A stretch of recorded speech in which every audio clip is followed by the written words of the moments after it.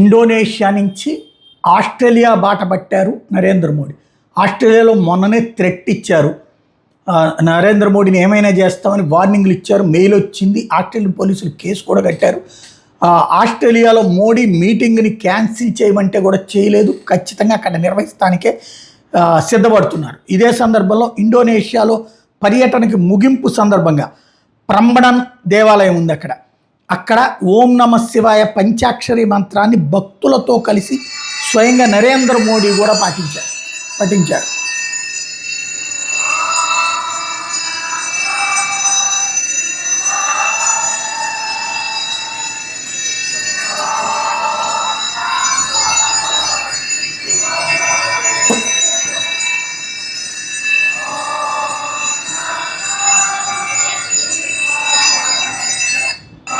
ఇది అక్కడ జరిగినటువంటి కార్యక్రమం.